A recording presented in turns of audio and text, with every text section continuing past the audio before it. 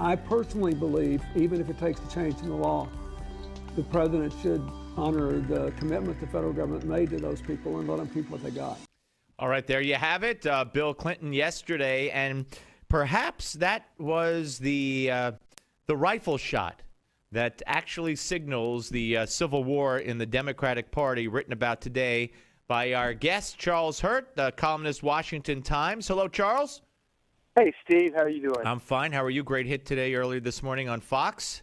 Thank you. Thank you. You're welcome. And your piece today, it's the Democrats, not the GOP, facing a looming civil war. And, you know, when Bill Clinton said that yesterday, I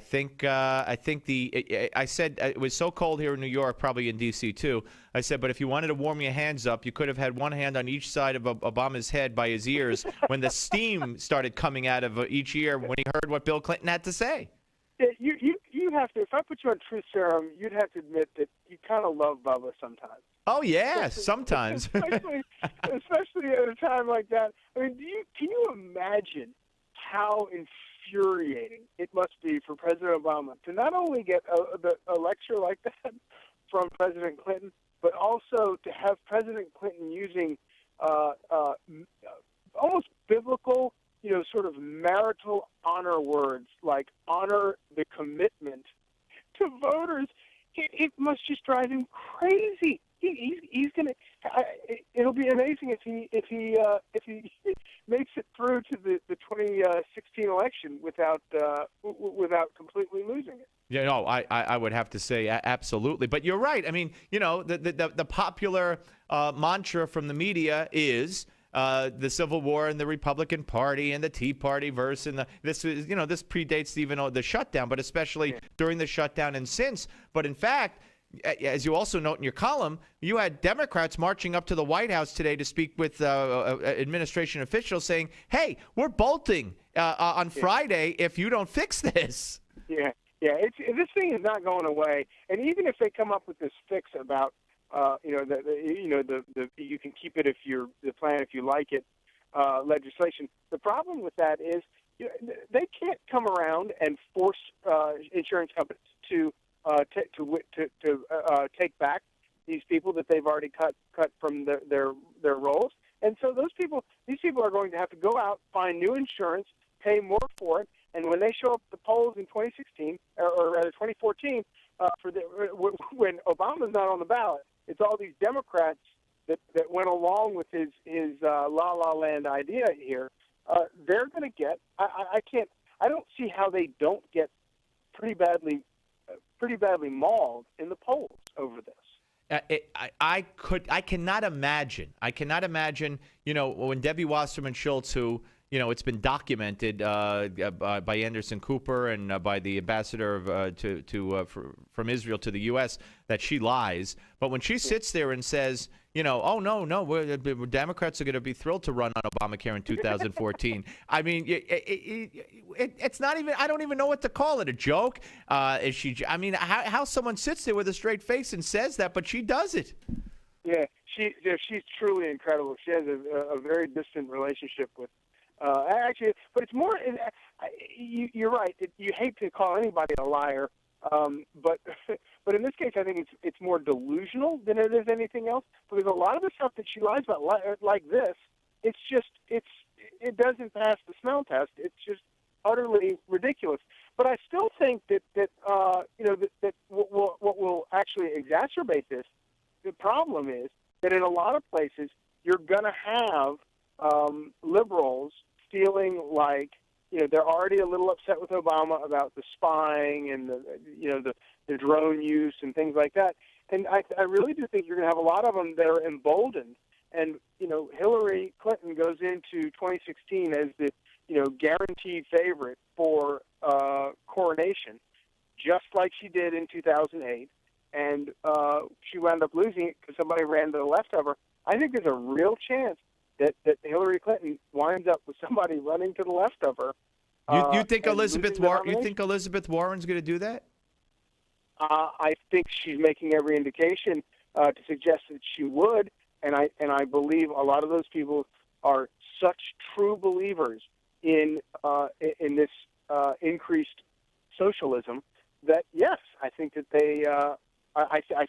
There's no doubt in my mind that is a calculation. Man, that would be unbelievable. That really would. All right, we're talking to Charles Hurt here on the Steve Malzberg Show. Now, the numbers, of course, were given out today.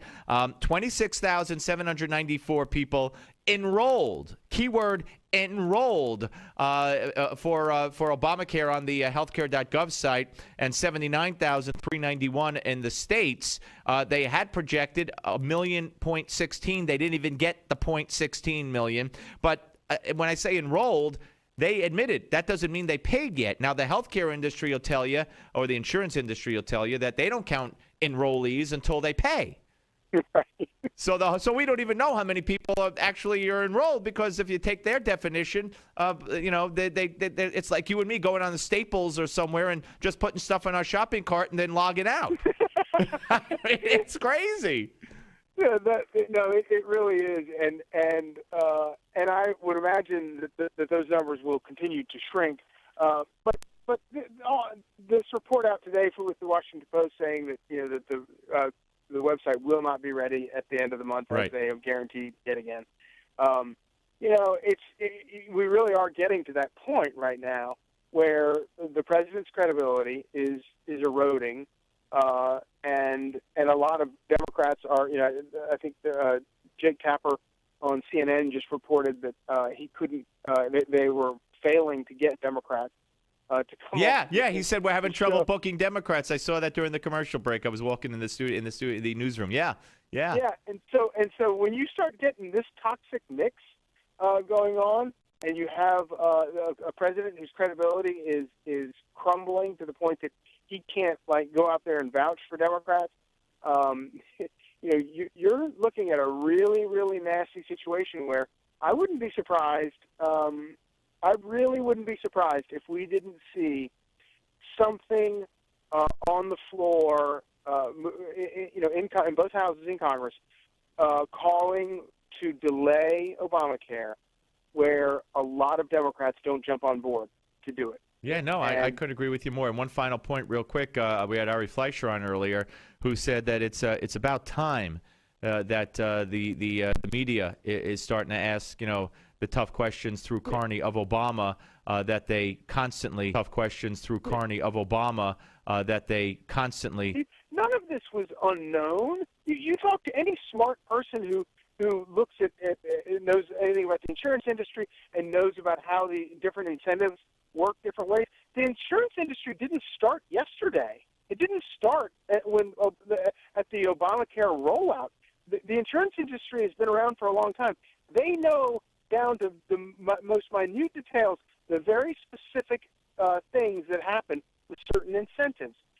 People were saying all of this.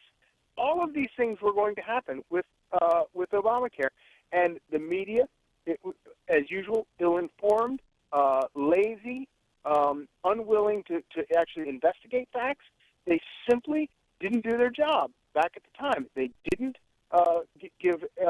even give a balanced view of it, that this might be a possibility. And now we're finding out that not only all of these predictions were possible, but it's so much worse than absolutely. Absolutely. Charles, always a pleasure, sir. Thank you very much. We'll speak to you next week. Thank you, Steve. Take care. Charles Hurt, ladies and gentlemen. Read him at the Washington Times, WashingtonTimes.com. When we come back, a man who wrote a piece in the New York Times saying that Lee Harvey Oswald was my friend. Can't wait to talk to him about that. Very interesting. Professor Paul Gregory, professor of economics at the University of Houston.